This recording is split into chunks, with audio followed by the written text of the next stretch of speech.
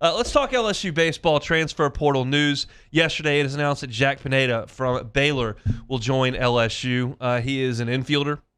He spent his first 2 years at Southern Nevada at a JUCO, then spent 2 years at Baylor. In those 2 years, he has started 105 games, most of them at shortstop. Over 2 seasons, he hit .313. His on-base was over 400 at .410. He's clubbed 11 home runs in 2 years. Stolen 15 bases, but not exactly a huge threat there, and he's been thrown out a few times as well. In 2 seasons on the infield at Baylor, he has made just 17 errors. For reference, Jordan Thompson made 18 this year. So Pineda is a talented player. He's a plus defender. He is a solid left-handed hitter, hit a 2-run home run off Paul Gervais to the opposite field in Houston earlier this year against LSU in that Sunday night game. He is a really, really solid player, an older player, and one thing that needs to be mentioned is you have a 35-man roster limit, but this coming season you can have up to 40 on the roster as long as 5 of them are fifth-year players.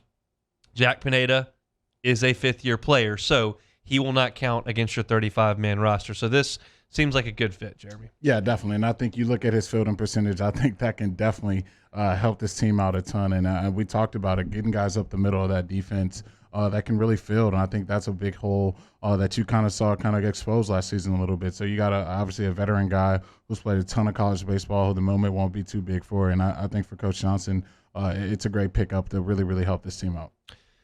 It's good. He is, again, a plus defender and a solid bat, which I said. Now the question is, where does he fit? And I think that's the natural question for everyone. Jacob Berry is gone. Cade Doty is 99% gone. And so you can move on without those 2 guys. Those were essentially your starting second baseman and third baseman on last year's team.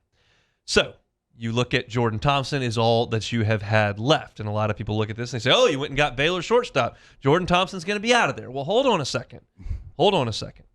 I want to go back to some sound from the regional in Hattiesburg that was after LSU won the Saturday night game against Southern Miss in dramatic fashion. If you'll remember, Jordan Thompson had the big single up the middle late in that ball game, and LSU would go on to win the game. And this is Jay Johnson talking about Jordan Thompson after that game. Well, there's a lot of guys that I'd love to have up in those spots, but this is the guy. This is the most mentally tough player on our team and in our program, hands down. And so it's just one of those, like when he came up last night, it's like my heartbeat wasn't even moving. It's like we're going to be ahead in like a minute and a half. And that's the way I felt when Jordan came up. Matter of fact, I just got on the microphone and I called down to Drew Finley in the bullpen and just said, make sure Paul's ready to go because the game's going to be tight. The most mentally tough player on our team, Jay Johnson says. And this is an era where guys jump here and there and everywhere, and that's kind of what happens, especially if you get passed on the depth chart or they bring somebody in. It's just kind of the nature of the way it goes. Were you surprised to hear from Jay Johnson that is the most mentally tough player on our team? Yeah, I mean, it does surprise me to hear that now, but I think, you see the signs and you see kind of how things were progressing for Jordan as the season went on, and to the end of the season, him pretty much being the captain of that team. The team thinks highly of him. Obviously, the coaches think highly of him, and to see him, obviously battle the way he was fielding to start the year to finish the way he did, you can saw he earned the respect of everyone in that locker room. So, yeah, I'm definitely shocked by that. But, you look at the tea leaves a little bit, you can see why they respect him so highly. And then 5 minutes later, in that exact same press conference, they were talking to Dylan Cruz, who is the best player on LSU's team, the guy who's going to be drafted the highest, who had been white hot. And you've got a team that's full of guys who have been there, like Cade Beloso, who's been there forever. It feels like Mikhail Hilliard, Devin Fontenot had been there forever. You got Cruz and Berry that are first-round picks, Doty that have been such a leader for the team. And this is what Dylan Cruz had to say about Jordan Thompson. He's definitely the toughest guy on this team, no doubt. I mean, he's dealt with a lot this year, but he's the captain of the team, So it's just awesome to see him come through today and, just pull through for the guys, really.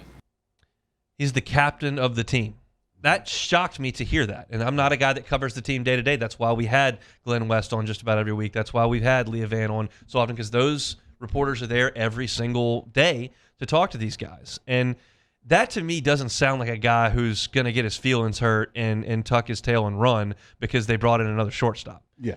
I mean, that just doesn't sound like it to me. No, not at all. And I think you hear the word tough, and I think, you hear your coach say it, you hear your teammates say it, and that goes to show, how you battle back from adversity. And I think for Jordan, he showed that, getting moved to second base, getting moved back to short, getting moved all around that infield, and still, coming to work every day, battling and being in some big spots, especially late in the year at the plate, and really coming through for the team. We remember the big, walk-off he had early in the season. So a guy that's battled all season long, and I think, Coach Johnson will find a great spot for him to be in this infield and really help the team next year. Jordan Thompson's defense this season early on was atrocious. It was consistently bad. And the game that he played against Arkansas was bad, and LSU lost the game because their infield defense let them down that night in Arkansas. So any criticism that would go towards Jordan Thompson was certainly warranted to that point. But I will point you to the trend that was headed to the end of the season. Jordan Thompson made 10 errors in the first 20 games of the season. That's when Jay finally threw his hands up and moved him to second base for a little bit. And he made an error at second base too. But over the last 42 games, he made 7 after making 10 in the first 20. And then in the last 16 games of the season, he made 2. He also, in the last 22 games of the year, only 3 of those were non-conference midweek games. In the last 22 games of the year, which is a lot of conference baseball, conference tournament, regional, he hit .301. Jordan Thompson's going to be an option for this team at shortstop next year, assuming that he stays, which my understanding is that that's very likely. I believe Jack Pineda is going to be the shortstop, and I think Thompson will go to either third or second. I'm not 100% certain that Mikey Romero, if he gets here, Gavin Guidry, if he gets here, Tucker Toman, if he gets here, that one's very unlikely. I don't think those guys are slam dunks to play college shortstop. I think you could put them there, and they could figure it out. But what you've done here is bring in Pineda, who is a bona fide college shortstop. You've got Jordan Thompson, who is a bona fide college shortstop. So you're going to bring in Romero and Guidry, in my opinion. I think those two guys are going to make it. Well, I shouldn't say I think Romero's going to make it. I think Guidry's going to make it here, and I think Romero's got a chance. And you're not going to ask them to go play shortstop right out of the gate. They need to ease in at second base. If you feel like third's a better option, you're allowing for an easy transition for the younger players, and you have upgraded your talent pool with Pineda, Thompson, Romero, Guidry, that crew over, I don't need to name names, the guys that have just transferred out that were infielders. You've seen it. There's 3 of them that have just transferred out. You've upgraded your talent pool there. So while LSU's not deep on the infield, they do have an upgrade coming in talent, which is good. Yeah, I think getting Pineda was a huge get for the team. And now the incoming freshmen, now those decisions aren't as huge. So you kind of got yourself a little bit of depth there, and now you can move some pieces around, which is something that you couldn't do before. There was a world where these incoming freshmen could have taken their challenge to the draft. You don't really hit anything big in the transfer portal. Now you're really behind the 8 ball. But I think getting Pineda really gives you some options here. Now you can move Thompson around. Now getting those young incoming freshmen, if they do decide to come, now you got a world of depth you can play with. So it's definitely good times for the Tigers.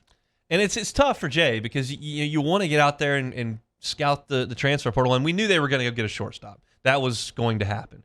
But the question is how do you feel? How urgent is it to go get another one? Because you don't know. I mean, if Toman, Romero, and Guidry all sign, then all of a sudden you got Thompson and Pineda, and you don't really have any more infielders.